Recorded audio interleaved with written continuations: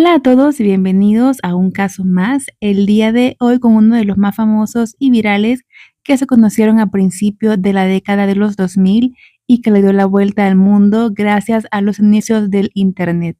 Además, marcó de por vida a una comunidad entera en Japón y a través de los años aún se sigue hablando muchísimo de este suceso, ya que sirvió de inspiración para mucha gente con dudosas formas de pensar, que literalmente tomaron el nombre de una de las involucradas y la convirtieron en un culto, llegando al grado de idolatrarla, hacerle videojuegos, creepypastas, leyendas urbanas, memes, canciones, cosplays y muchísimas cosas locas que la convirtieron en uno de los más grandes fenómenos del Internet.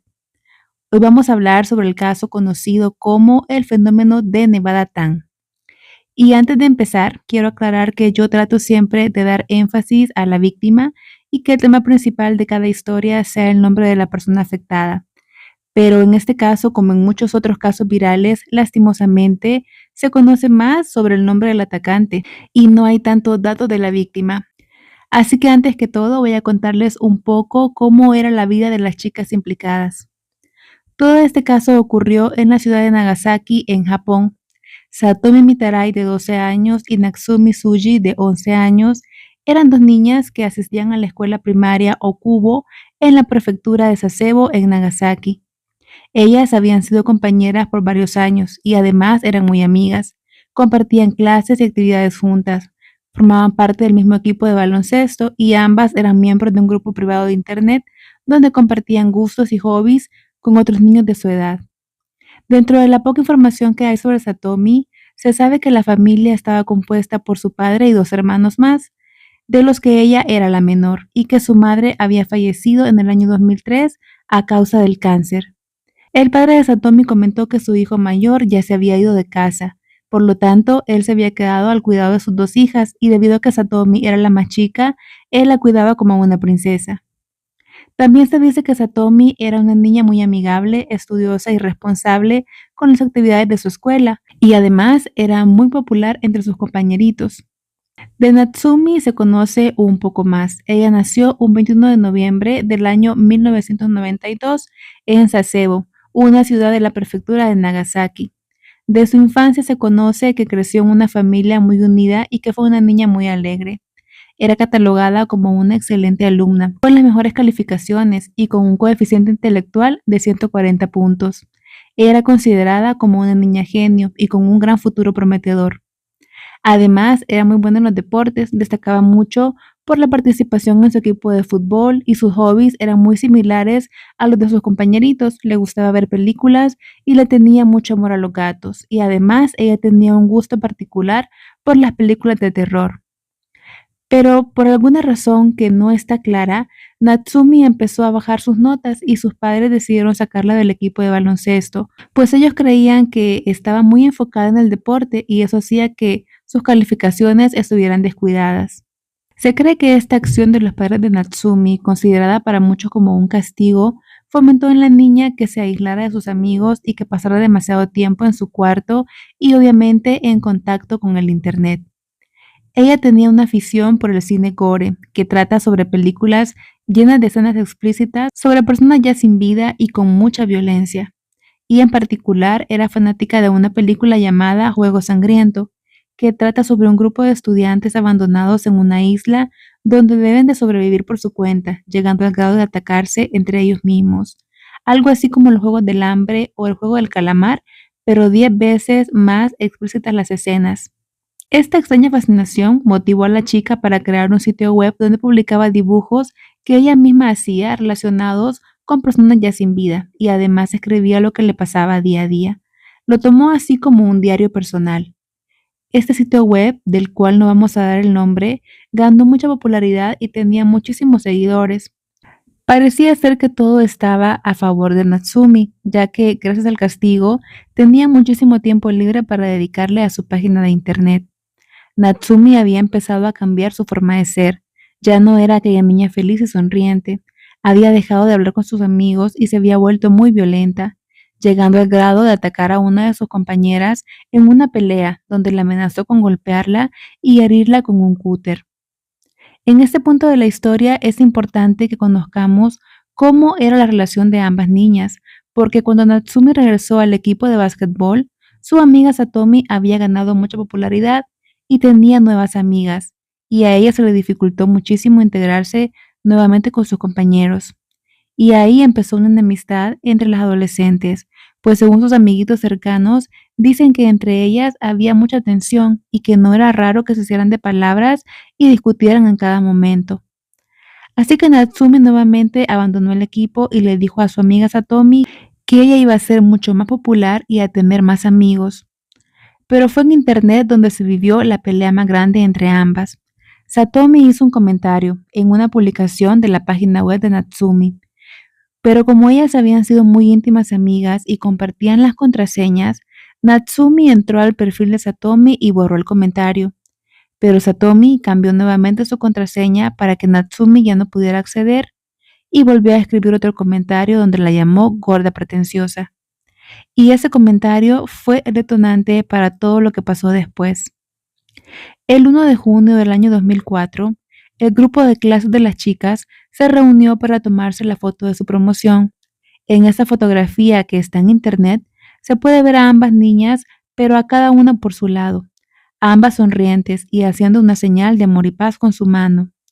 Esta fotografía es la última que se tiene de ambas chicas. También esta daría inicio a una de las imágenes virales que aún prevalecen en el mundo del internet. Ese 1 de junio, después de haber tomado sus clases por la mañana y tomarse la fotografía, durante el almuerzo, Natsumi se acercó a Satomi y le pidió que la acompañara a un salón de clases que estaba desocupado. Según ella, quería enseñarle un juego nuevo que había aprendido. Satomi decidió acompañar a Natsumi por alguna extraña razón, y una vez estando en el salón de clases, Natsumi le pidió que se sentara en una silla y que se cubriera los ojos con una venda, pero Satomi se negó a hacerlo. Natsumi, que ya estaba decidida a cumplir su plan, tomó a Satomi por la espalda, al mismo tiempo que le cubría los ojos, y le decía al oído, vas a morir. Cosa que Satomi tomó quizá como una broma, pues no creía en las palabras de su compañera, y en lugar de intentar huir se quedó sentada, incrédula a lo que la otra chica le estaba diciendo.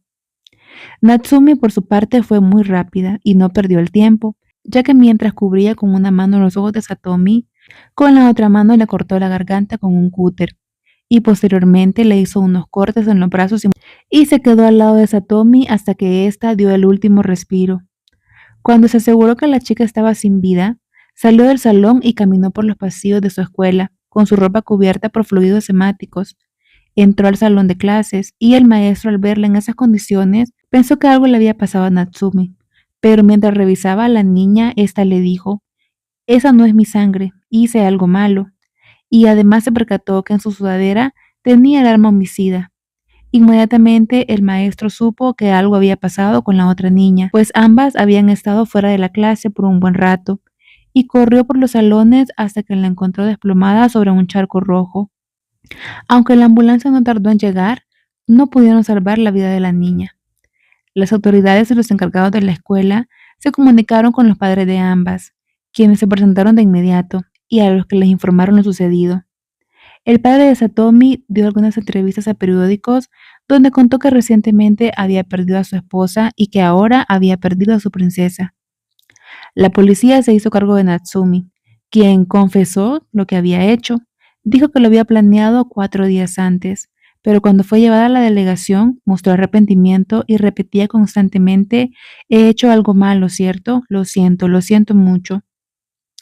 Esa noche en la delegación, ella se negaba a comer y a tomar agua, pero después de varias horas de ser interrogada, aceptó beber un poco de jugo y comer un poco de pan. Y aquí es donde llegamos ya a toda la parte que lastimosamente hizo el tema central del caso, dejando de lado lo que realmente importa, y lo peor, dejando de lado y sin darle importancia a la verdadera víctima. Debido a que la ley japonesa prohíbe la publicación de los nombres de menores involucrados en crímenes, precisamente para proteger las identidades de estos, el nombre de Natsumi no fue dado a los medios inmediatamente, así que para poder referirse a ella se le dio el nombre de Tan-a o Chan-a, ya que en Japón se utiliza el sufijo tan o chan para referirse a un niño pequeño, así que más o menos su traducción sería niña A. Pero lastimosamente este caso se volvió famoso porque, como ha pasado a lo largo de la historia de asesinos seriales o psicópatas, hay mucha gente que decide hacerlos famosos y convertirlos en celebridades del crimen. Y esto es lo que pasó con Natsumi. Pues gracias a la última foto que se hizo pública de las chicas, a la gente se le hizo fácil asociar la marca de la sudadera que ella portaba en esa foto con su nombre. La sudadera gris con la palabra Nevada, que hacía referencia a una universidad de Estados Unidos, y empezaron a llamarla Nevada Tan, que traducido al español sería como Niña Nevada.